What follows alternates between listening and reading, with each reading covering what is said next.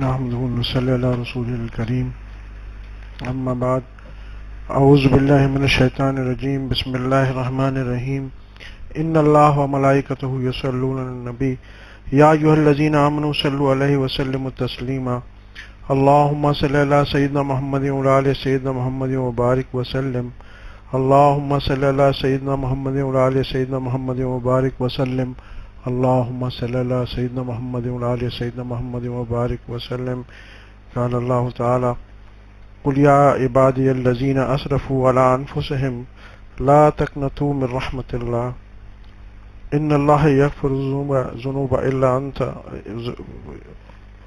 إن الله يغفر الذنوب جميعا إنه هو الغفور الرحيم صدق اللہ العلی العظیم۔ قرآن میں اللہ پاک فرماتے ہیں وَمَا أَرْسَلْنَاكَ إِلَّا رَحْمَةً لِلْعَالَمِينَ۔ یہ دو آیتیں قرآن کی ہیں، ایک اللہ پاک کی مہربانی پہ ہے اور دوسری بھی اللہ پاک کی ہی مہربانی پہ ہے، مگر اللہ پاک اپنے نبی کریم صلی اللہ علیہ وسلم کی ایک عظیم صفت فرما رہے ہیں کہ وہ رحمۃ للعالمین ہے۔ پہلی آیت سورہ زمر کی جو ہے اس میں اللہ پاک کرتے ہیں کہ اے میرے بندو جنہوں نے اپنی جانوں پہ ظلم کیا، زیادتی کی۔ یہ بھی ایک نقطہ میں عرض کروں گا آپ سے۔ وہ فرما رہے ہیں کہ اے میرے بندوں، بلکہ کہہ دو میرے بندوں سے، ان بندوں سے جنہوں نے اپنی جانوں پہ، مفہوم عرض کروں، اپنی جانوں پہ زیادتی کی، گناہ کیے، کہ اللہ کی رحمت سے تم مایوس مت ہونا۔ ایک بات مزید، یہ بات بھی کافی ہے، ہماری آیت یہاں مکمل نہیں ہے، آگے پھر فرما رہے ہیں ان اللہ یغفر الذنوب جمیعا، تحقیق اللہ پاک گناہ نہیں معاف کرتا، لفظ آگے ہے جمیعا، ٹوٹل، اللہ پاک سارے گناہ معاف کر دے گا۔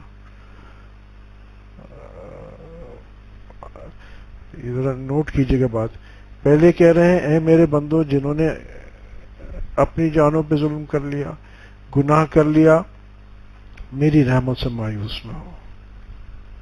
سیکنڈ، پھر کہہ رہے ہیں کہ تحقیق اللہ پاک سارے گناہ معاف کرنے والا ہے، اور پھر دوبارہ ریپیٹیشن کر رہے ہیں انہ هو الغفور الرحیم، بے شک وہ بہت غفور اور رحیم ہے، بہت مہربان ہے۔ آپ جانتے ہیں کہ جب یہاں ایک ہی آیت میں اللہ پاک نے اپنی رحمت کی تکرار 3 بار کی ہے، جب عادت ہے حدیث شریف میں بھی آپ دیکھتے ہیں کہ بعض اوقات آپ صلی اللہ علیہ وسلم کسی چیز کی اہمیت بتانا جب مقصود ہوتا تھا تو ایک ہی بات کو 3 بار دہراتے تاکہ صحابہ اور زیادہ متوجہ ہو جائیں، اور پھر بار بار دہرانے سے معنی یہ کہ یہ بہت امپورٹنٹ بات ہے، بہت ضروری بات ہے، غور سے سنو، اور بہت پکی ٹھکی بات ہے۔ تو یہاں اس ایک آیت میں اللہ پاک نے اپنی رحمت کا 3 بار ذکر کیا ہے، اور کس انداز میں ذکر کیا ہے یہ آپ دیکھیے۔ اللہ اکبر کبیرہ، ہم نہ اللہ کو پہچانے نہ آپ صلی اللہ علیہ وسلم کو پہچانے۔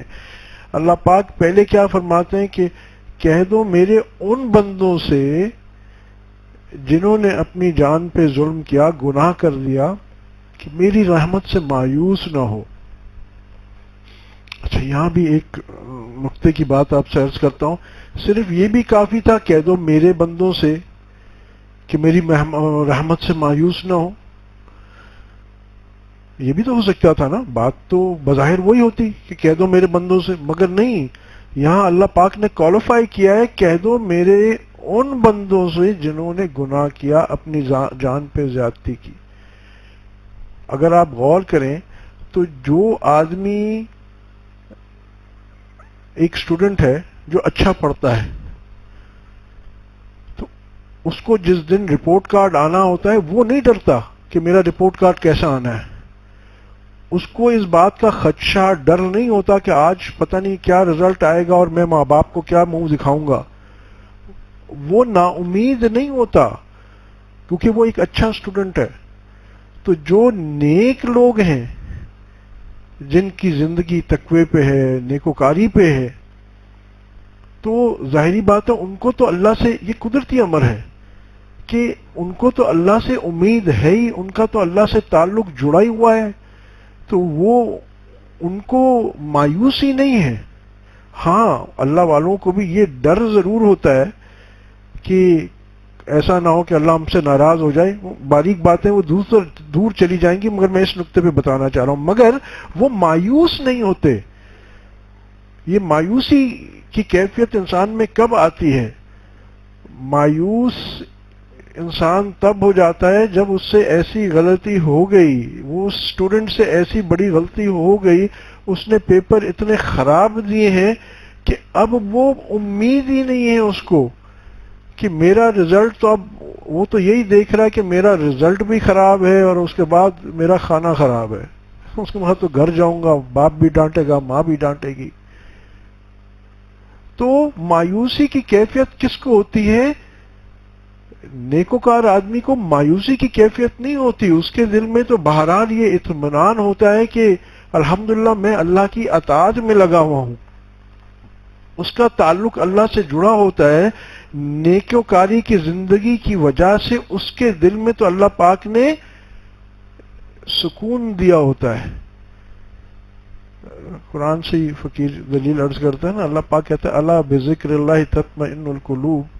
تحقیق، مفہوم تحقیق، دلوں کا سکون جو ہے وہ اللہ کے ذکر میں. تو جو دل اللہ سے جڑے ہوئے ہیں،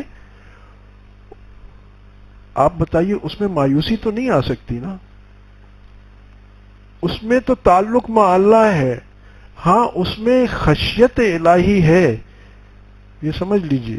جو دل اللہ سے بھی جڑا ہوتا ہے اس کے دل میں اطمینان، سکون تو ہے، مگر اس کو یہ خشیت، ڈر ہمیشہ لگا رہتا ہے کہ کہیں میں میرا محبوب مجھ سے ناراض نہ ہو جائے، کہیں مجھ سے ایسی غلطی نہ ہو جائے کہ میرا اللہ مجھ سے ناراض ہو جائے، میرا محبوب دور ہو جائے مجھ سے. یہ خدشہ تو لگا رہتا ہے، مگر وہ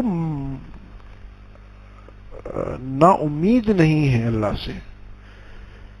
ٹھیک ہے؟ نا امید کون ہوگا؟ کہ جس نے گناہ کیا ہے، جس سے غلطی ہو گئی ہے. اس کو پتا ہے کہ میں نے اللہ کی نافرمانی کی ہے. یوں سمجھ لے کہ میں نے اللہ، مختلف گناہ ہیں، کسی نے کیا کیا، کسی نے کیا کیا، تو وہ خود وہ انسان سوچتا ہے کہ اب تو میں نے اللہ کے ایسے بڑے بڑے قوانین توڑ دیے ہیں، میرا کیا بنے گا؟ مجھ پہ کہاں سے رحمت ہوگی؟ مجھ سے تو زنا ہو گیا، میں نے تو شراب پی لی، میں نے تو سود لے لیا، میں نے تو بدنظری کر دی، اب میرا کیا ہوگا؟ میرے لیے تو کوئی اب وے آؤٹ ہے ہی نہیں. میری تو زندگی 50 سال کی گناہوں میں گھری ہوئی ہے، اب کیا؟ دیکھیں باتیں ذرا یاد رکھیے گا. فقیر دلیل سے بھی عرض کرتا ہے اور قرآن اور حدیث کی. الحمدللہ حدیث شریف میں جو مشہور واقعہ ہے، میں کہتا ہوں نا، حدیث اور قرآن و حدیث ایسے ذخیرے ہیں کہ جتنا آپ اس پہ غور کرتے ہیں اس کے اتنے میننگز آپ کو سامنے آتے ہیں. یہ زاویہ آپ نے شاید نہ سوچا ہو کبھی. جو مشہور قصہ ہے کہ ایک شخص تھا جس نے 99 قتل کیے تھے، 99، اور وہ پھر ایک عابد کے پاس گیا. عابد وہ شخص ہوتا ہے جس نے عبادت بہت کی ہوتی ہے. عالم نہیں تھا، عابد تھا. یہاں ایک بات یہ بھی ہوتی ہے کہ جب آپ کو مسئلہ پیش آئے تو پوچھنے کے لیے کسی اہل شخص کے پاس جائیے. جو پہلا مولوی صاحب سامنے آئے اس کے پاس نہیں چلے جائیں، کسی اہل کے پاس جائیں جو اس چیز کو جانتا ہو. آپ نے کوئی خواب دیکھا، پتہ چلا محلے کے جو مولوی صاحب گزر رہے ہیں آپ نے تعبیر پوچھنا شروع کر دی. کیا نتیجہ؟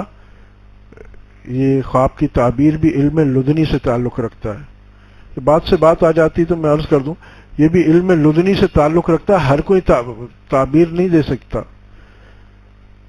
انبیاء علیہ الصلوۃ والسلام میں دو ایسے نبی گزرے جو خواب کی تعبیر میں ماہر تھے، یوسف علیہ السلام اور آپ صلی اللہ علیہ وسلم، اور امت میں دو ایسے اشخاص گزرے جو اس خواب کی تعبیر میں ماہر تھے، ابو بکر صدیق رضی اللہ تعالی عنہ اور ابن سیرین رحمۃ اللہ علیہ۔ تو بہرحال ہم تو جو سامنے پہلا گزر رہا اسی سے پوچھ لیا۔ خواب کی تعبیر میں یہ بھی ہے کہ ابن سیرین رحمۃ اللہ علیہ کے پاس کوئی آیا اور اس نے کہا کہ فلاں شخص نے ایسا خواب دیکھا ہے، اور اس میں کچھ اس طرح تھا کہ خواب بظاہر ایسا تھا کہ نقصان دہ ہے، تو انہوں نے اس کی تعبیر کی تو بہت اچھا خواب ہے، مگر اس شخص نے کہا جی میں نے تو فلاں آدمی سے پہلے یہ خواب کی تعبیر پوچھی تھی، اس نے تو کہا تھا تمہارا پیٹ پھٹ جائے گا۔ انہوں نے کہا اب تمہارے ساتھ یہی ہونے والا ہے، اور بالکل وہی ہوا کہ اس کا پیٹ پھٹ گیا۔ کیوں؟ کیونکہ جو آدمی پہلی تعبیر دے دیتا ہے وہ تعبیر بن جاتی ہے۔ تو اس واسطے خواب کی تعبیر بھی اس سے پوچھیے جو اس علم کو جانتا ہو، ہر کسی سے نہیں، اور ہر کسی کو دینی چاہیے بھی نہیں، یہ علم لدنی سے تعلق ہے، یہ ظاہری علوم سے تعلق نہیں ہے۔ ایک بات تو یہاں ایک اس حدیث شریف پہ اگر غور کریں تو یہ بات بھی سامنے آئی کہ اپنا چاہے دین کا معاملہ ہو چاہے دنیا کا معاملہ ہے، اس شخص سے جا کے پوچھو جو اس کا اہل ہے، who has the knowledge، جو آپ کو صحیح گائیڈ کر سکتا ہے۔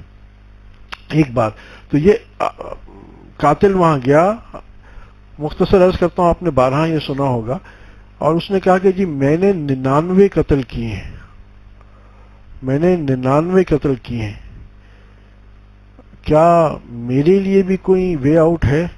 کیا میری بھی کوئی مغفرت ہے؟ کیا میں بھی اب بخشوایا جا سکتا ہوں؟ اللہ مجھے بھی بخش سکتے ہیں؟ تو وہ عابد تھا، عالم نہیں تھا، اللہ کی معرفت حاصل نہیں تھی، عبادت گزار تھا۔ اس نے کہا کہ اللہ کے بندے تو نے 99 قتل کیے اور تو یہ سوچتا تیری مغفرت ہو جائے گی؟ نہیں بھائی، تیرا تو کوئی چارہ نہیں، تیری مغفرت نہیں ہوتی۔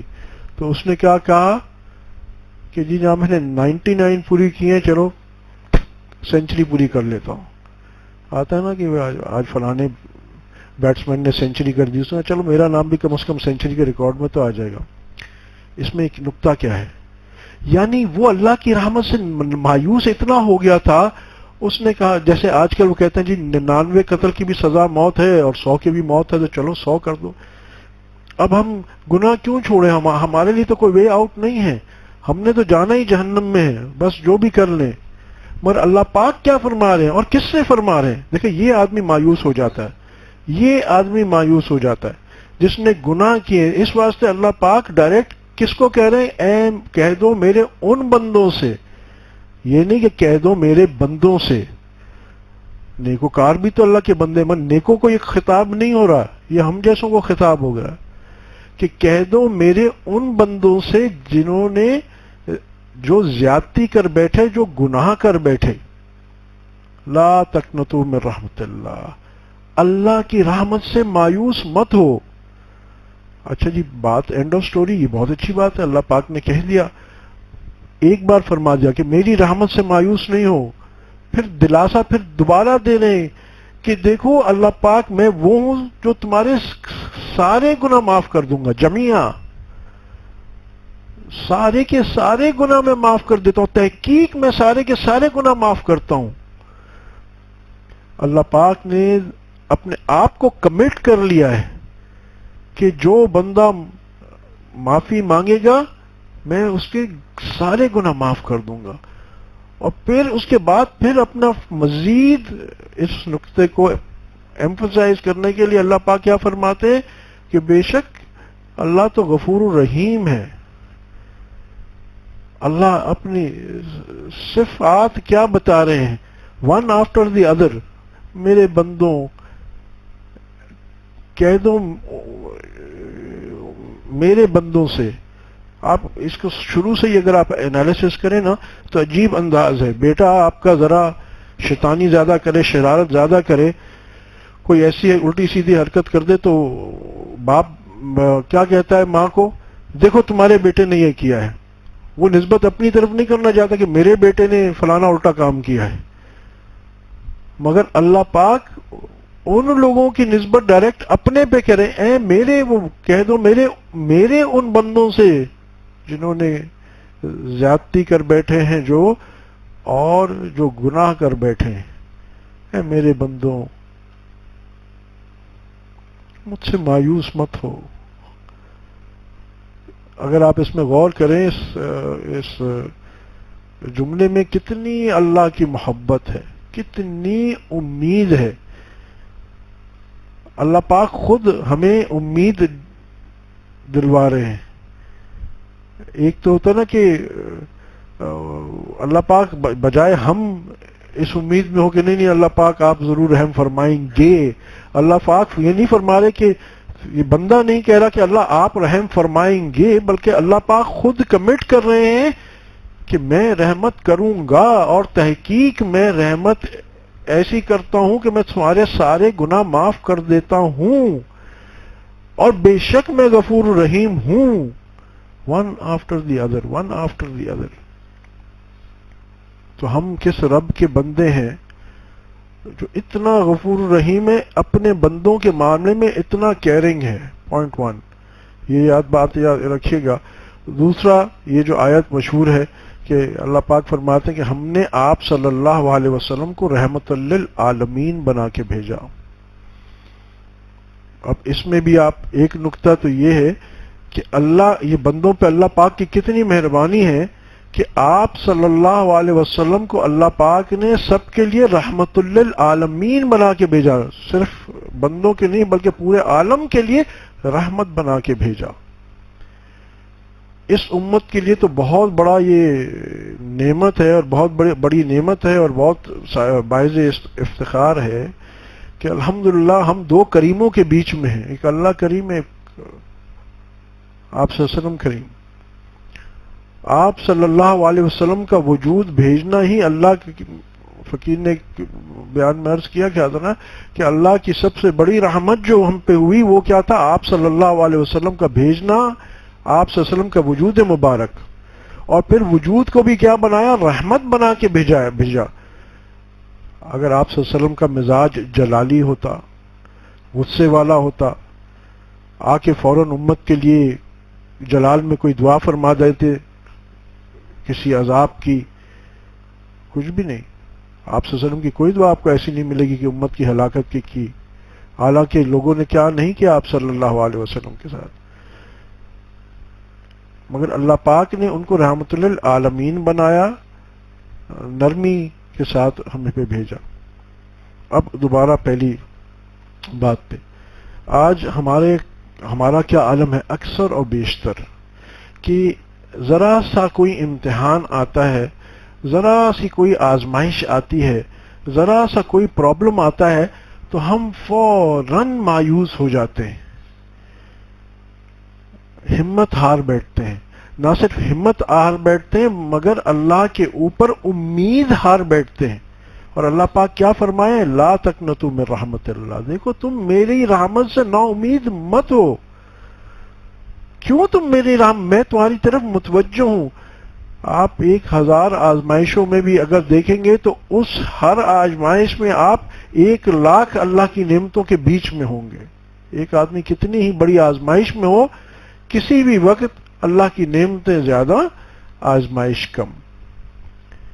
مگر آج ہمارا یہ شیوا بن گیا ہے۔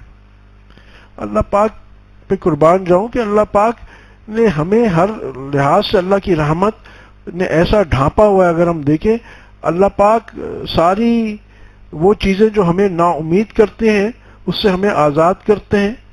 مثلا اگر گزشتہ مجھ سے کوئی غلطی ہو گئی، کوئی میں نے غلط بزنس ڈیسیشن لیا تھا، غلط ڈیسیشن میں نے لیا تھا، اس سے نقصان ہو گیا، اور میں آج سوچتا ہوں 5 سال آگے کہ یار کاش وہ میں نے صحیح کیا ہوتا، اگر یوں کیا ہوتا تو یوں ہوتا۔ اللہ پاک کیا کہتے ہیں؟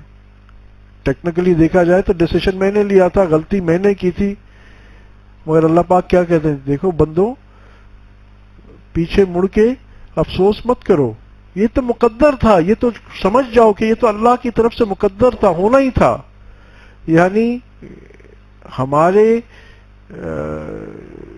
ایسی چیزیں جو ہم سے غلطی ہو گئی یا ہماری کوئی ایسا عمل جس کی وجہ سے ناکامی ہو گئی، اللہ پاک اس کو اپنی طرف منسوب کر رہے ہیں. اللہ کی بڑائی دیکھیے، اللہ کی شان دیکھیے، تسلی دینے کے لیے، تاکہ میرے بندوں کو تسلی ہو جائے. آپ دیکھ لیں، انسان ہے، زندگی میں 100 حادثات ہوئے ہوتے ہیں اس کے ساتھ. جب آدمی سوچتا ہے ارے میں فلاں وقت فلاں جگہ نہیں نکلتا تو میں سلپ نہیں ہوتا تو میری ٹانگ نہیں ٹوٹتی، فلاں بندہ فلاں وقت نکلتا نہیں تو اس کو ایکسیڈنٹ نہیں ہوتا، مرتا نہیں. یہ بھی ہوتا ہے. اللہ پاک کیا کہتے ہیں کہ اے میرے بندوں یہ تو مقدر تھا.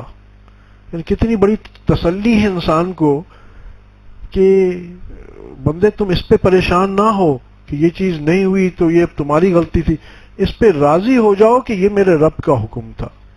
اپنے پہ منسوب کر لیا اللہ پاک نے. اللہ اکبر. اللہ کی رحم و رحمت الہی بہانہ میں جو ہم نے تو اللہ کو پہچانا ہی نہیں ہے. معمولی چیزوں پہ ہمیں کوئی مالی، اب میں ادھر سے شروع ہوتا ہوں. سب سے پہلے کوئی مالی نقصان آ گیا، زندگی ہے، ہوتا ہے اللہ، مگر اس وقت ہم یہ نہیں سوچتے کہ مال دیا کس نے تھا. اللہ نے دیا تھا، اللہ نے لے لیا، اس کی چیز تھی. ہم یعنی ایک تو ہمیں دکھ ہوتا ہے، وہ ایک قدرتی امر ہے. کسی کو تکلیف پہنچتی ہے، جسمانی ہو مالی ہو، ایک ظاہری بات ہے، ایک دکھ ہوگا، اس کو فکر ہوگی. مگر ہم ساتھ ساتھ فوراً نا امید ہو جاتے ہیں اللہ کی ذات سے. اب میرا نقصان تو پورا ہو ہی نہیں سکتا، میرا مال فلاں جا اٹک گیا، یہ تو اب ریلیز ہو ہی نہیں سکتا. بیماری کوئی آ گئی، ساری عمر آپ صحت سے رہے، ایک دن دانت میں تھوڑی سی درد ہو گئی، اس دن آپ دیکھیے سارا شکر، دانت میں درد ہو رہی ہے مگر آنکھ بھی صحیح ہے، کان بھی صحیح ہے، ناک بھی صحیح ہے، ہاتھ بھی صحیح ہے، پیر بھی صحیح ہے. دیکھیں اس ایک وقت جب آپ کو شدید درد ہے، دانت میں درد ہے، مگر اس ایک آزمائش میں اللہ پاک کی سینکڑوں ہزاروں لاکھوں رحمتیں اس وقت آپ پہ موجود ہیں. چند دن اگر بیماری چلی جائے تو آدمی اندر سے نا امید ہو جاتا ہے، یار اب تو میں کبھی ہوں گا ہی نہیں، بس اب یہ تو ساری زندگی یوں ہی چلتا رہے گا. کیا معنی؟ اللہ پاک ہر امر پہ یہاں بتا رہے میرے بندو مجھ سے کیوں نا امید ہوتے ہو، تم نے مجھے جانا نہیں، پہچانا نہیں. میں غفور الرحیم بھی ہوں، میں احکم الحاکمین بھی ہوں، میں مسبب الاسباب بھی ہوں. اب یہ کیسے ہوگا؟ اس کے لیے تو کوئی سبب ہی نہیں ہے، ہمارے پاس کوئی ریسورس نہیں ہے، ہمارے پاس کوئی کیپٹل نہیں ہے. مگر اللہ پاک کہتا ہے میرے بندے، میرے پاس، تیرے پاس کیپٹل اور ریسورسز اور فلاں فلاں نہیں ہے، مگر میں تو ہوں. آپ نے سینکڑوں لوگوں کو دیکھا ہوگا کہ ایک وقت پہ کھانے کو نہیں تھا اور ایک وقت پہ اتنا ہے کہ لاکھوں کروڑوں اربوں پتی ہیں. جب وہ دینا چاہتا ہے، ایک پیٹرن تھا آج کے دور میں اور بھی سمجھنا یہ آسان ہے، جب وہ دینا چاہتا ہے تو اگزامپل میں دیتا ہوں. آج کل starting from Yahoo, Facebook, Microsoft, جب وہ دینے پہ آتا ہے وہ کسی کا محتاج نہیں ہے. آپ کو پتہ نہیں مائکروسافٹ کی بھی کہانی اوریجنل پتہ ہے کہ نہیں، یہ شروع کیسے ہوا تھا. دیکھو اللہ پاک جب آج بھی ونڈوز اکثر کریش ہو جاتی ہے، نقص ہے نا بہت بڑا، مگر اللہ نے اس کو عروج دیا ہوا ہے. شروع کیسا ہوا تھا کہ آئی بی ایم کمپیوٹرز، آپ تو آئی بی ایم کمپیوٹرز میں نہیں ہیں، آپ پتہ نہیں بہت لوگ نوجوان تو شاید آئی بی ایم کے نام سے اتنا واقف بھی نہیں ہو. ہمارے زمانے میں آئی بی ایم ٹاپ کمپنی تھی کمپیوٹرز میں. اس وقت سافٹ ویئر کا اتنا وہ نہیں تھا جتنا نئے نئے کمپیوٹرز، یا 20-25 سال وہ کمپیوٹر ایجاد ہوئے تھے اس زمانے میں اینی وے. اور آئی بی ایم وہ کمپیوٹر بیچتے نہیں تھے، کمپیوٹر کا ٹائم رینٹ آؤٹ کرتے ہیں. آصف بھائی کو یاد ہوگا کہ حبیب بینک پلازا میں انہوں نے 2 فلور لیے ہوئے تھے پاکستان کے لیے بھی، اور آپ کو کوئی کام کرنا ہو تو وہ اپنا ٹائم رینٹ آؤٹ کرتے تھے، کمپیوٹر نہیں بیچتے تھے. سافٹ ویئر تو چھوڑ دیجیے، اتنا پاورفل تھا، جائنٹ تھا. اور آج آپ آئی بی ایم کا نام ہارڈلی کوئی سننے میں آتا ہے. اینی وے, تو بہرحال انہوں نے جب کمپیوٹر چھوٹے کمپیوٹرز میں آئے تو انہوں نے کہا کہ ہمیں ایک سافٹ ویئر آپریٹنگ سسٹم چاہیے. تو انہوں نے ایک یونکس کمپنی تھی اس کا بھی سسٹم لیا اسٹڈی کرنے کے لیے, اور مائکروسافٹ کا بھی لیا. یا غالباً ہوا ہے کہ یونکس کے ساتھ یہ نیگوشیٹ کر رہے تھے اور ان کی کوئی لڑائی ہو گئی یونکس والوں کے ساتھ, کوئی انبن ہو گئی نیگوسیشنز میں. اسی وقت مائکروسافٹ والے پہنچ گئے ایک سسٹم لے کے, which was a number 2 system. Unix کا سسٹم زیادہ اچھا تھا, یہ نمبر 2 سسٹم تھا. مگر انہوں نے غصے میں آ کے کہا کہ تمہاری ایسی کی تیسے یونکس والوں کو جاؤ دفع ہو جاؤ, ہم تمہارے ساتھ نہیں, ہم اس کو اٹھاتے ہیں. اور اللہ پاک نے بغیر کسی فزیکل سبب کے, بغیر کسی مادی چیز کے کہاں سے کہاں مائکروسافٹ کو لے گئے. جب لے جانا تھا تو یاہو, بچوں کو یاد ہوگا جب شروع میں آیا تو یاہو بہت, گوگل تو نکلا نہیں تھا, یاہو کی گڈی اتنی چڑھی کوئی انتہا نہیں. اور پھر جب اللہ پاک نے نیچے کرنا تو دیکھو اس کا کیا حال ہے. اللہ کے کام ہے, اللہ کی جب وہ دینا چاہتا ہے تو کسی کا محتاج نہیں, اور جب لینا بھی چاہتا ہے نا تو کسی کا محتاج نہیں. کیونکہ جب دینے پہ یاہو کامیاب تھا, سرچ انجن ہے, گوگل بھی سرچ انجن ہے, اور کئیوں نے بعد میں سرچ انجن بنائے, مگر نہیں, ان کے چل گئے تھے.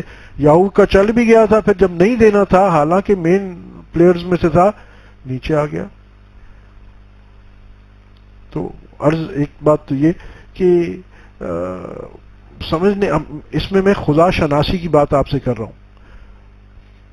فَاعْتَبِرُوا يَا أُولِي الْأَبْصَارِ, اے آنکھوں والو عبرت لو, کہ کیوں نہ امید ہو تو اللہ پہ. اللہ تو وہ ذات ہے جو صفر سے, جو عدم سے وجود دینے والی ہے. آدم علیہ السلام کو کہاں سے بنایا, دنیا کہاں سے بنائی, کچھ نہیں تھا, اللہ نے دنیا پوری بنا دی. آج سب کچھ ہے, اور پھر ہم کہتے ہیں جی یہ کیسے ہوگا, میں تو مر گیا, میں تو لٹ گیا, میں تو تباہ ہو گیا, میں تو برباد ہو گیا. کسی کو کوئی بدنی تکلیف آ جائے, کسی کا کوئی بچہ, والد, والدہ, کسی کا انتقال ہو جائے, تو کسی کے والد کا انتقال ہو جائے تو ہم کیا کہتے ہیں, اب ان بچوں کا کیا ہوگا, یہ کیسے پلیں گے. اور میں نے دیکھا گھر والے بیچارے نا امیدی کے شکار ہو جاتے ہیں کہ اب کیا ہوگا, کوئی کمانے والا نہیں ہے, کوئی سرپرست نہیں ہے.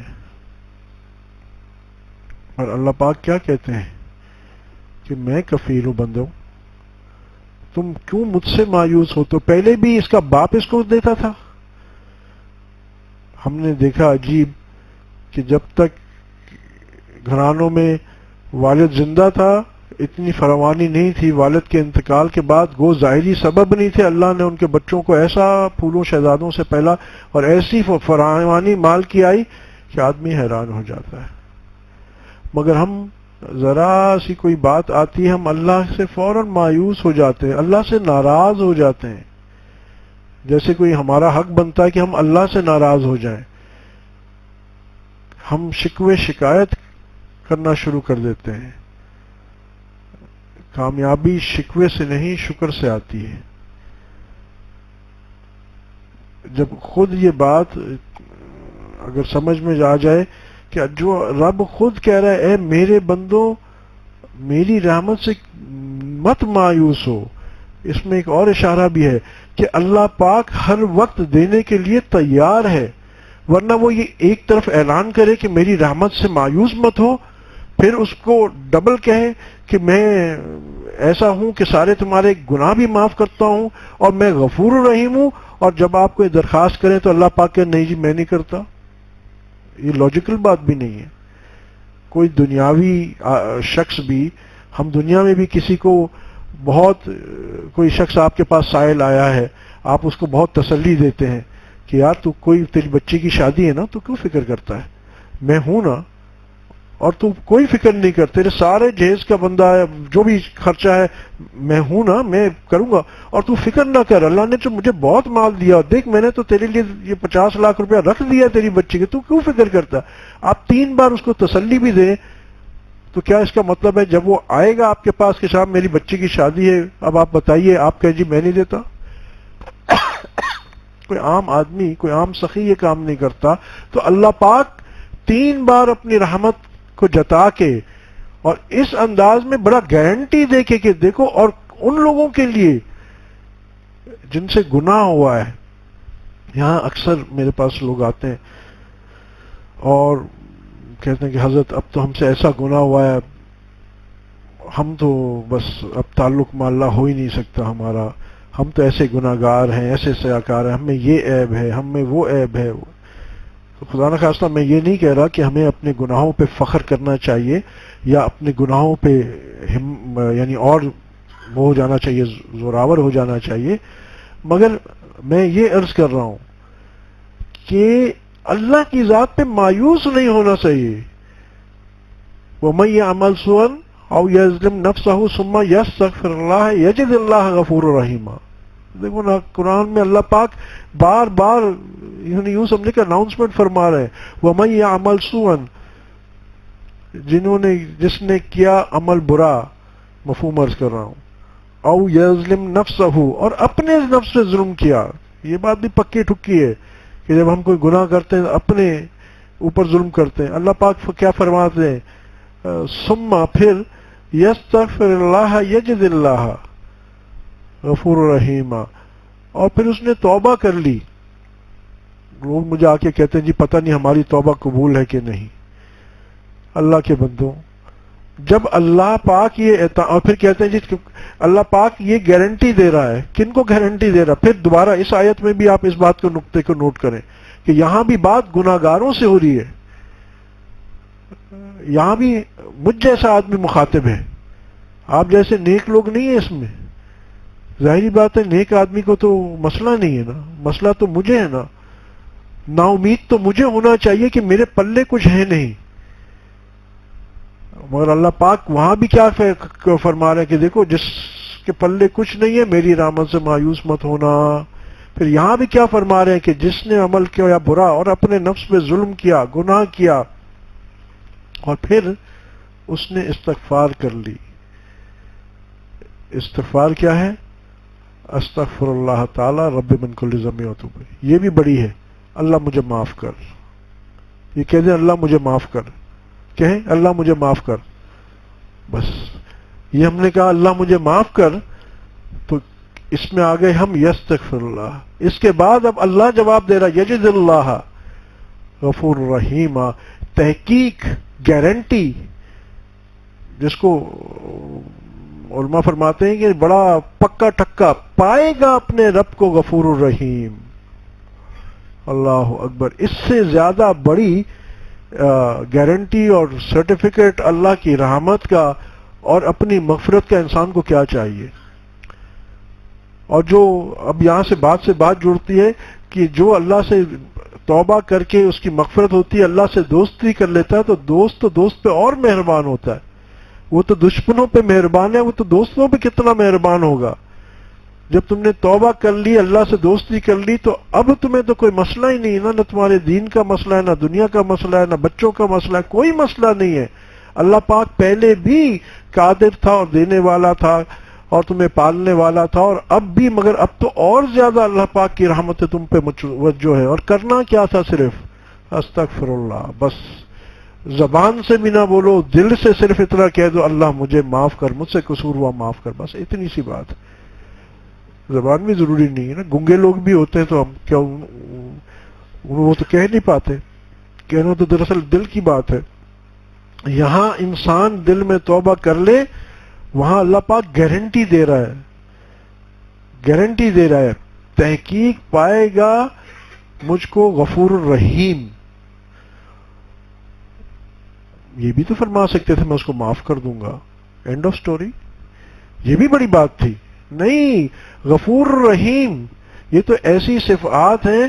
دیکھیں جو خاص طور پہ اپنی یہ صفت غفور الرحیم کا اللہ پاک اظہار فرما رہے ہیں، تو وہ صفات تو ایسے ہیں کہ وہ کہتے ہیں نا کہ سیئات کو حسنات میں مبدل کرنے والی صفات، جہاں اللہ رب العزت گناہوں کو بھی نیکی میں بدل دیتے ہیں۔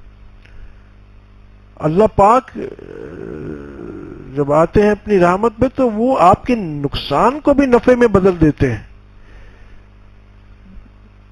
اس کی رحمت سے مایوس ہونا آج یہ ہم نے اپنی عادت بنا لی ہے۔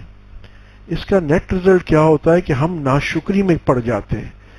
اللہ کی بے پناہ، جیسے میں نے کہا کہ اللہ پاک کی رحمت اتنی وسیع ہے کہ جتنی بھی بڑی آزمائش میں ہم ہیں اس کی رحمتیں بے پناہ ہیں، بے پناہ ہیں۔ تو حق تو یہ ہے کہ اگر ہم اتنی سی آزمائش میں ہیں اور اتنی رحمتیں ہیں تو پہلے اتنی رحمتوں کا شکر ادا کریں، تو پھر اس پہ ہم شکوہ شکایت کریں اس سے۔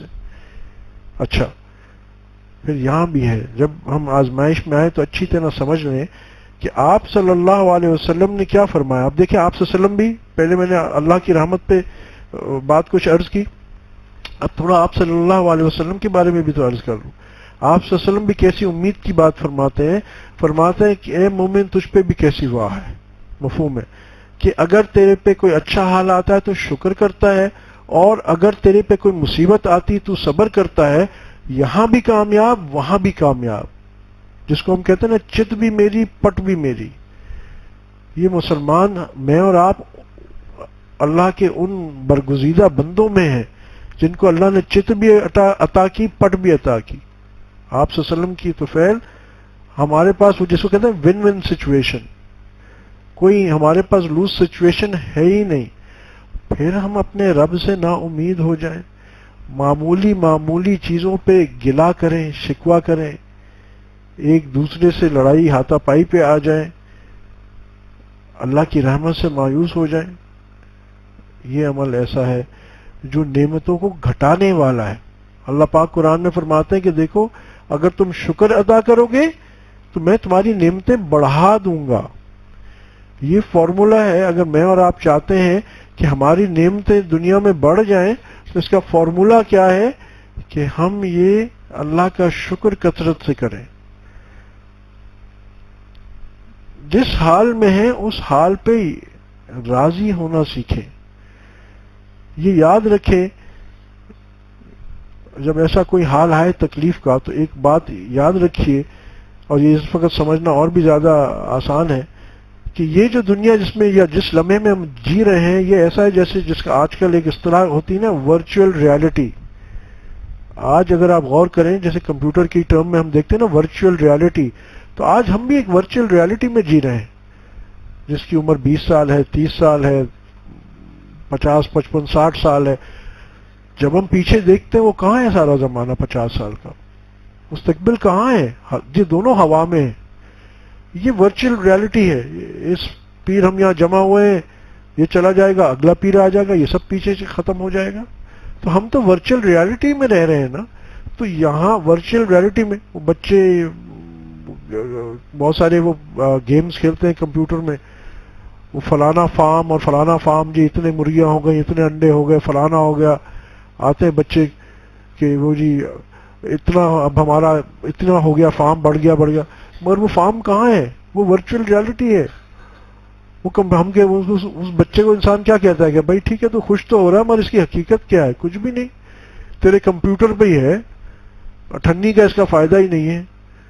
ہماری زندگیوں کا بھی تو یہی حساب ہے نا کہ ہم ایک ورچوئل ریالٹی میں رہ رہے ہیں کہ یہاں جو ہمارے چیزیں ہمیں جو نظر آ رہی ہیں یہ کسی وقت بھی پھک ہو کے ختم ہو جاتی ہیں، یا تو یہ خود ہی دنیا میں ہی ختم ہو جاتی ہے یا ہماری موت آتی ہے یہ لے لیتی ہے۔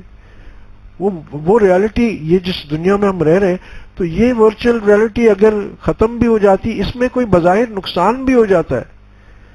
جیسے مجھے یاد ہے ہم بچپن میں مونوپولی کھیلتے تھے، اور اس میں اگر کہیں ایسی جگہ گوٹ آ جائے جہاں کوئی بہت زیادہ رینٹ دینا پڑے یا کچھ، تو اس وقت بڑی تکلیف ہو رہی ہوتی تھی، اور ایسے آپس میں لڑائیاں ہو رہی ہوتی تھی کہ بھئی نہیں میں یوں کر لوں گا۔ مونوپولی جنہوں نے کھیلی ہوگی شاید وہ واقف ہوں گے۔ تو حالانکہ حقیقت میں کیا تھا، کسی نے ساری اس بورڈ کی پراپرٹی خرید لی تو کیا 4 آنے کی اس کی ویلیو نہیں ہے۔ مگر اس وقت بچے جذبات میں، یا بڑے بڑے بھی کتنے جذبات میں ہم ہوتے ہیں، نہیں یار مجھے یہ، اور بڑا خوش ہو رہے ہوتے ہیں یار مجھے یہ مل گیا، یہ مل گیا، مل گیا. آج کل بہت سارے گیمز بھی ایسے ہوتے ہیں کہ دنیا پہ قبضہ کرنا ہے ہم نے، اور یہاں پہنچ گئے، فلانا پہنچ گئے. وہ مجھے کوئی بتا رہا تھا، الحمدللہ فتنے سے تو اللہ نے ہمیں بچایا ہے، پوکمین کا بتا رہے تھے کہ پتہ نہیں اس کو کہیں کہیں جا کے ہنٹ کرنا ہوتا ہے. اور کسی صاحب کا بتا رہے تھے کہ انہوں نے ایک ملک سے دوسرے ملک ٹریول کیا کہ اس کو پوکمین کو، پوکمین ہی نام ہے، پوکیمون، سوری پوکیمون. تو اس کی تلاش میں دوسرے ملک گئے. اب آدمی ایسا کیا سوچے کہ یار تمہیں اگر مل بھی گیا تو کیا ہو گیا، اور تم نے پیسے خرچ کیے اور ٹریول کیا اتنا. یعنی یہ تو مجھے کئی لوگوں نے بتایا کہ امریکہ میں ایسا بھی ان کے ہوا کہ گھر پہ ٹھک ٹھک ہوئی، جی کیا ہے، کوئی بچہ آیا کہ جی can I come inside, وہ پوکیمون ادھر ہے تو میں جا کے اس کو ذرا لے لوں. اب آپ کیا کہتے ہیں، جیسے جی ذہنی فطور نہیں ہے ہمارا. میں صرف مشابہت سمجھانے کے لیے عرض کر رہا ہوں. تو آپ کہیں گے یہ سارے اس کو پوکیمین پتہ نہیں کیا ہوتا، اس میں مل گئے یا جو بھی مل گیا تو so what in the end, big deal کیا ہوا، کچھ بھی نہیں، ورچوئل ریالٹی ہے نا. تو یہاں یہی ہے نا، ہم نے دنیاوی طور پہ ہمیشہ ہم کو خوشیاں مل گئی، مال مل گئے، اولاد مل گیا، سب کچھ ہو گیا، مگر یہ میکسیمم 50 60 70 سال کی ورچوئل ریالٹی ہے، میکسیمم 80 سال کی ہے. اس کے بعد پھٹ آنکھیں بند، ختم. آنکھیں بند پہ تو پوری ختم ہے نا. اس سے پہلے تو آتی جاتی رہتی ہے. بڑے بڑے لوگوں کو ہم نے دیکھا امپائرز، بزنس امپائر بناتے ہوئے، اور پھر پتہ چلا ٹھیک ختم. آپ میں سے بہت ساروں کو یاد بھی نہیں ہوگا مگر میری عمر والوں کو یاد ہوگا، ایک بینک تھا BCCI، bank of credit and commerce. ایک پاکستانی بینکر تھے آغا حسن آبدی صاحب مرحوم. تو انہوں نے یہ بینک بنایا تھا، اور پہلا پاکستانی کا بینک تھا جو ملٹی نیشنل بینک تھا. اس کی ہم نے گروتھ بھی دیکھی، اور اتنا تھا کہ دنیا کے بڑے بڑے بینکوں میں اس کا نام تھا. آج میرے خیال اکثر نوجوان جو بیٹھے ہیں ان کو جانتے، آپ لوگ جانتے بھی نہیں ہوگے کہ BCCI کون سا بینک تھا. کیا ہوا؟ Virtual reality. وہ شخص مر گیا وہ تو الگ بات ہے، مگر اس کی زندگی میں بھی جو بھی ریزنز بنے، ایک وقت آیا کہ ایسا عروج تھا، اور بظاہر وہ معراج جس کو کہتے ہیں نا، کہ دیکھنے میں تو سامنے بہت رنگین چیز نظر آ رہی ہے، اور دوسرے لمحے کچھ بھی نہیں، صفر. وہی جس کی لوگ کامیابی کی مثال دیتی تھے، دوسرے روز کچھ نہیں. تو جب اس کی حقیقت یہ ہے، اور اللہ پاک بار بار قرآن میں کیا فرماتا ہے، المال والبنون زینت الحیات الدنیا. یہ مال اور بیٹے جو ہے نا، یہ تو دنیا کی زینت ہے. اصل چیز کیا ہے؟ باقی رہنے والے اعمال.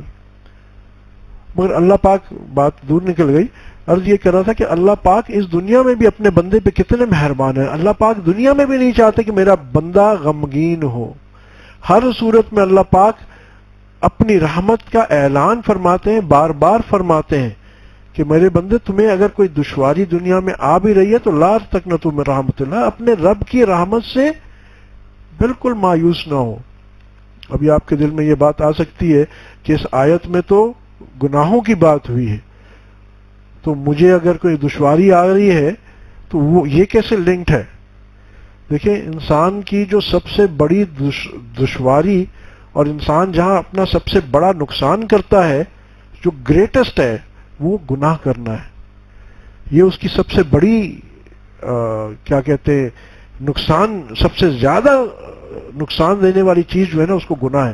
تو جب اللہ پاک اس کے سب سے زیادہ نقصان دینے والی چیز پہ یہ وعدہ فرماتے ہیں کہ دیکھو فکر نہ کرو، میں اس کو ٹرن راؤنڈ کر دوں گا، میں اس کو ڈیلیٹ کر دوں، تمہارے اس نقصان کو میں ختم کر دوں گا. یہ بات تھوڑی سی سمجھنے کی ہے کہ اللہ پاک جب ہم سے ہماری سب سے بڑے نقصان کے بارے میں فرما رہے کہ اس کو میں ڈیلیٹ کر دوں گا، اریز کر دوں گا، اور میری رحمت سے تم بالکل مایوس نہ ہو، definitely I will do it. اور پھر بار بار وہ کہہ رہے ہیں بالکل میں کروں گا بالکل.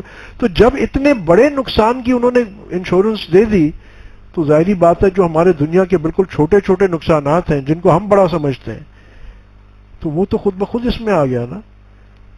جب اللہ پاک فرماتے ہیں کہ ایک سبحان، آپ نے بار بار سنا ہوگا کہ ایک سبحان اللہ کہنے پہ اتنا بڑا جنت میں ٹکڑا ملے گا جتنا ایک عربی گھوڑا 100 سال دوڑتا رہے تو اس کے نیچے اس کا سایہ درخت کرنا، اتنا بڑا درخت لگے گا جس کا سایہ اتنا زیادہ ہوگا کہ عربی گھوڑا 100 سال تک دوڑتا رہے تو اس کا سایہ ختم نہیں ہوگا.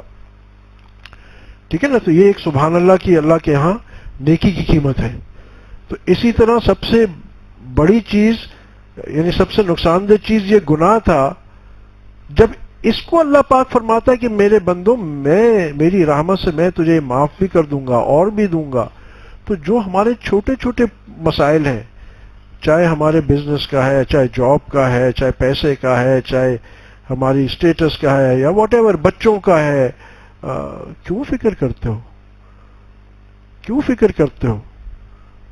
ہاں اس میں ایک اور راز کی بات بھی پتہ چل گئی کہ یہ ساری چیزوں کی انشورنس پالیسی کیسے لینی ہے کہ اللہ کے سامنے انسان استغفار کثرت سے کرے. یہ اللہ کی دوستی کی چابی ہے. یہ اللہ کی استغفار جو ہے ہم صرف یہ سمجھتے ہیں کہ گناہ معاف کرواتی ہے، یہ بے شک کرواتی ہے، مگر یہ اللہ کے دوستی کی چابی ہے. تعلق بہت سارے سلاسل ایسے ہیں جیسے سلسلہ قادریہ میں خاص طور پہ شروع میں استغفار پہ بہت زور دیا جاتا ہے، بہت عرصے استغفار پہ ہی زور دیا جاتا ہے. کیوں کیا جاتا ہے؟ وہ کہتے ہیں کہ جب تک کہ ساری اللہ کی نافرمانیاں سے انسان پاک نہیں ہو جائے گا، زمین جتنی پاک ہوگی جتنی پکی فاؤنڈیشن ہوگی اتنی اوپر بلڈنگ بنے گی. تو اپنی ہم عادت بنائیں کہ کسی گناہ پہ ہم ضد نہ کریں، اللہ سے توبہ کر لیں. ایک بات. دوسرا، اب ہم ہر عمل پہ اگر کوئی ہمیں تکلیف آ جائے اس کی فکر کریں، اس پہ پریشان مت ہو. یہ دو الگ چیزیں ہیں. فکر کریں، فکر کرنا ضروری ہے کہ اس پہ سوچیں کہ اس کو کیسے، آپ کو کوئی نقصان ہوا ہے، کوئی تکلیف آئی ہے تو آپ نے ڈاکٹر کے پاس جانا ہے، یہ اس کی فکر کرنا ہے. اور ایک پریشان ہونا ہے، نا امید ہونا ہے.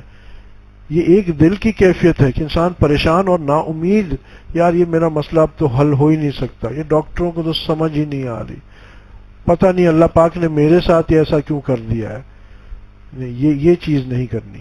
یہ چیز ہاں فکر کرنی ہے، اس کے سبب جو بھی ہے، جیسی اگر کوئی جسمانی تکلیف ہے تو آپ نے ڈاکٹر کے پاس جانا ہے، مالی تکلیف ہے تو اس کو دیکھیے آپ، بزنس کا مسئلہ ہے یا جاب کا مسئلہ ہے تو دیکھیں آپ کہ where dead I go wrong, یا میں اس کو سیدھا کیسے کر سکتا ہوں. وہ اپنی جگہ پہ، مگر ہر وقت اللہ کی رحمت سے پر امید کہ میرے رب جو کرے گا میرے لیے بہتر کرے گا. اچھا اب ایک اور بات تھوڑی سی عرض کر دوں پھر بات ختم کرتے ہیں. وہ یہ کہ اللہ پاک نے آپ کو جب کسی تکلیف، بظاہر تکلیف میں ڈال دیا، آپ بظاہر محسوس کر رہے ہیں کہ پتہ نہیں میرے ساتھ کیا ہو رہا ہے، یا جو کام کرتا ہوں الٹا پڑ جاتا ہے، جہاں جاتا ہوں دروازے بند ہو جاتے ہیں. پھر انسان کا پہلا ذہن ادھر جاتا ہے کہ اس نے یہ کرا دیا، اس نے یہ کرا دیا، فلاں یہ کرا. پہلی بات سمجھ لیں کہ کوئی چیز جب پتہ بھی اللہ کے حکم کے اذن کے بغیر نہیں ہلتا تو ہمارا رزق کون باندھ سکتا ہے؟ کوئی ہمارا رزق باندھ سکتا ہے؟ جب رازق اللہ ہے تو ہمارا رزق کوئی باندھ نہیں سکتا، ہم پہ کوئی اثر نہیں ڈال سکتا. ہاں ہم اللہ کے تابع دار بنے رہیں، مگر نہ ہم پہ کوئی اثر کر سکتا ہے، نہ کوئی بندش کر سکتا ہے. ہوتا کیا ہے کہ اللہ پاک نے ہمارے لیے کوئی آزمائش رکھی ہوتی ہے جس کے طفیل اس نے ہمیں کچھ دینا ہوتا ہے. تو کبھی وہ انفیکشن کے ذریعے کوئی بیماری آ جاتی ہے، کیونکہ یہ دنیا دارالاسباب اللہ پاک نے ایز اے پالیسی، یہ دنیا دارالاسباب ہے. تو اللہ پاک اس کو کبھی انفیکشن کے ذریعے بیمار کر دیتے، ہوتا وہ اللہ کے حکم سے، مگر بظاہر ہمیں ایسے لگتا ہے کہ جی یہ انفیکشن ہو گیا. کبھی ہم کہتے ہیں کہ جی اثرات ہو گئے اور جنات ہو گیا، کسی نے یوں کر دیا فلاں. طاقت کسی کی کچھ نہیں ہے، ہوتا سب اللہ کی طرف سے ہے. جو آزمائش میرے آپ کے لیے لکھی ہوئی ہے، ہم کہتے ہیں اس کو نظر لگ گئی. ارے بھائی نظر لگ گئی ٹھیک ہے، حق ہے، وہ تو آتا ہے کہ نظر بر حق ہے، اس میں کوئی اس کا انکار تو ہم نہیں کرتے، مگر کیوں لگ گئی؟ کیا نعوذ باللہ اللہ کے حکم کے بغیر لگ گئی؟ بھئی اللہ کو پتا تھا اور باذن اللہ اللہ کی طرف سے اجازت تھی کہ یوں ہو. کیوں؟ تاکہ یہ بندہ اس آزمائش میں آئے. اب اس آزمائش میں یہ کیا کرے گا؟ یہ میرا شکر گزار ہے، یہ صبر کرتا ہے، یا یہ شکوہ شکایت شروع کر دیتا ہے؟ شکر گزار بنتا ہے، صبر کرتا ہے، تو اس کو عطا ہونی شروع ہو جاتی ہے. اور اللہ پاک چاہتے یہی ہیں کہ یہ شکر اور صبر اور شکر کرے تاکہ میں اس کو دوں. اللہ پاک یہ نہیں چاہتے کہ میرا بندہ فیل ہو. کوئی ٹیچر جب ایگزامینیشن یا ٹیسٹ اپنے اسٹوڈنٹس کو دیتا ہے، اس کی یہ ٹارگٹ نہیں ہوتا کہ میرے اسٹوڈنٹس فیل ہوں. وہ تو یہ چاہتا ہے کہ میرے سارے کے سارے اسٹوڈنٹ 100% مارکس لے کے آئیں.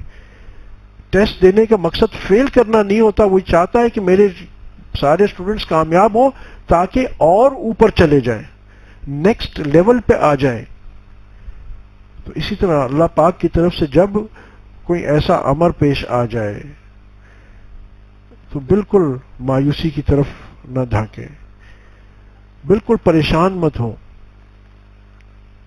ہاں رجوع کریں اللہ کی طرف، استغفار کریں، صلاۃ حاجت پڑھیں، اور پھر یقین کر لیں کہ میں نے اپنے اللہ سے کہہ دیا ہے اور وہ قادر ہے ہر کام کرنے پہ.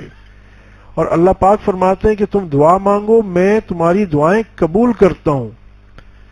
صرف سمجھ لیں کہ دعا قبول کرنے کے کیا معنی ہیں. اس میں بھی ہم بہت غلطی میں پڑ جاتے ہیں، اور بعض اوقات ہم یوں کہتے ہیں میں اتنی دعائیں مانگتا ہوں میری دعا تو قبول ہی نہیں ہوتی. فقیر کے پاس لوگ آتے ہیں، حضرت آپ دعا فرما دیجئے، ہماری دعا کیا قبول ہوگی؟ ان للہ و انا الیہ راجعون. دیکھو قبول کرنے والے وہ ہیں، اس کی مہربانی ہے، جس کی وہ چاہتا ہے قبول کرتا ہے. اس نے کہا یہ نہیں کہا کہ میں گناہگاروں کی نہیں سنتا، بلکہ اگر آپ غور کریں تو گناہگاروں کا تو زیادہ ذکر ہے، گناہگاروں کو تو زیادہ امیدیں دلائی ہوئی ہیں. تو یہ کبھی مت سمجھنا کہ میری دعا قبول نہیں ہوتی. ہاں یہ بھی آتا ہے کہ غائب کی دعا غائب کے لیے قبول ہوتی ہے. اس منہ سے تم دعا کرو جس سے تم نے گناہ نہ کیا ہو، تو اس کا مفہوم علماء نے یہ بتایا کہ کسی اور سے اپنے لیے دعا کروانا، تم نے اس کے منہ سے کیونکہ گناہ نہیں کیا تو کسی اور سے دعا کروانا یہ قبولیت کا باعث بنتا ہے. مگر یہ سمجھ لینا کہ میری قبول نہیں ہوتی، کیوں بھائی میں کسی اور رب کا بندہ ہوں جو وہ قبول نہیں کرے گا. سامنے والا کسی اور رب کا بندہ ہے؟ نہیں، ہم سب ایک ہی رب کے بندے ہیں، سنتا وہ سب کی ہے. ہاں قبولیت کے ہم قبولیت کس کو سمجھتے ہیں کہ ہم نے دعا مانگی اور وہ چیز، میں نے کہا اللہ مجھے ٹویوٹا کرولا چاہیے تو مجھے ٹویوٹا کرولا مل گئی، میں نے کہا میری دعا قبول ہو گئی. اب میں نے کہا اللہ مجھے ٹویوٹا کرولا چاہیے، ٹویوٹا کرولا نہیں آئی، میں سمجھتا ہوں کہ میری دعا قبول نہیں ہوئی. تو کہتے ہیں قیامت کے دن اللہ پاک ایک بندے کو بلائیں گے، کہیں گے اے میرے بندے تو نے فلاں دعا مانگی تھی؟ ہاں اللہ مانگی تھی. اس کا تو نے اثر دیکھا دنیا میں؟ ہاں اللہ یہ دعا میری پوری ہو گئی، مجھے کرولا مل گئی تھی. مفہوم عرض کر رہا ہوں. بندے تو نے فلاں دعا مانگی تھی؟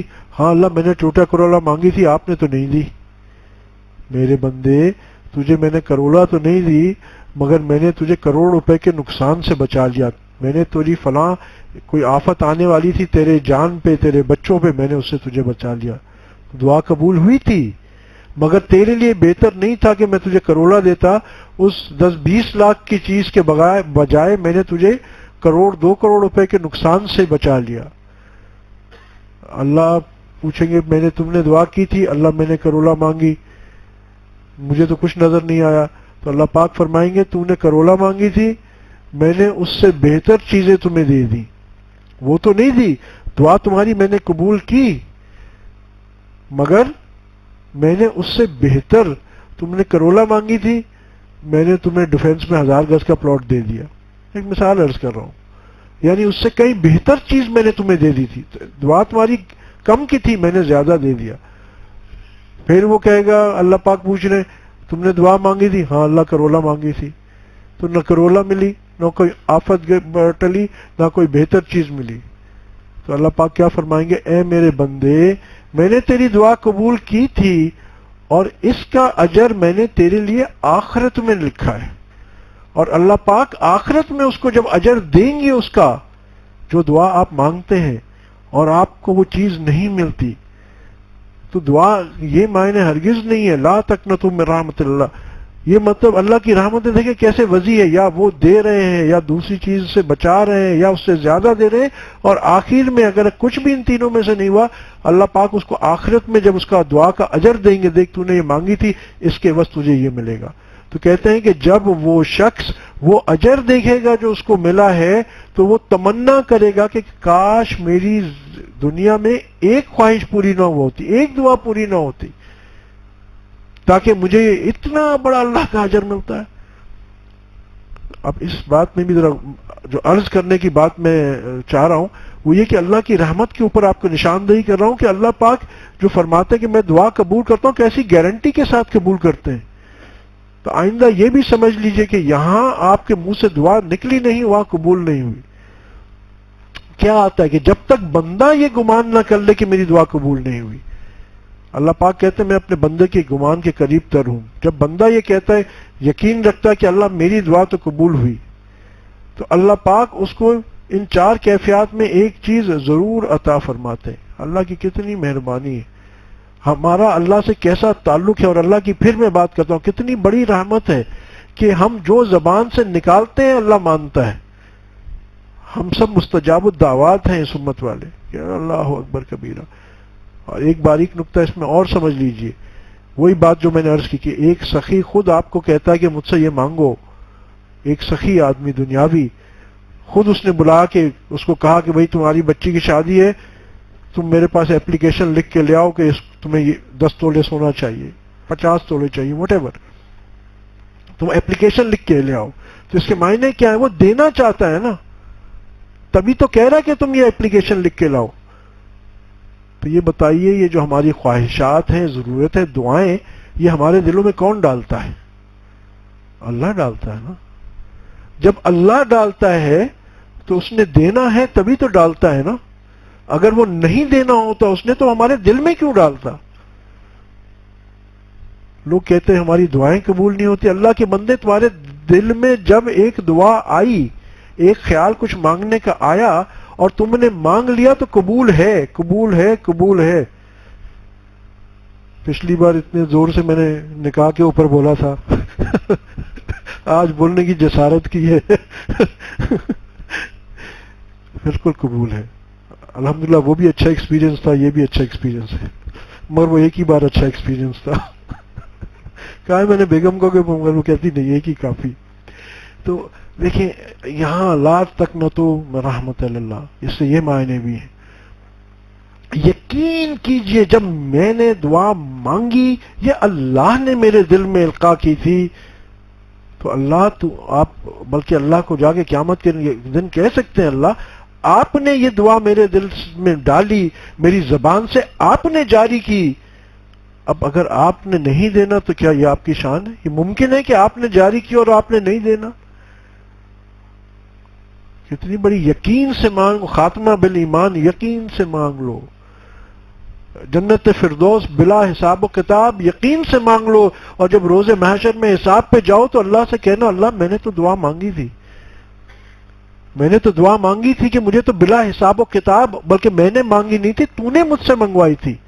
تو اللہ تو نے دینا تھا تبھی تو منگوائی ہے. تو اب تو میں ڈائریکٹ گرین چینل سے جاؤں گا. بندے کے بھی اللہ سے لاڈ ہے نا، مگر جب یقین اس کو ہو اللہ کی باتوں پہ ہوتا نا، دلیل اللہ کا ہی کلام ہے، دلیل اللہ کی باتیں. اللہ تو کہتا تھا نا، تو نے ہمیں دنیا میں وہ ایک آتا ہے نا کہ ایک شخص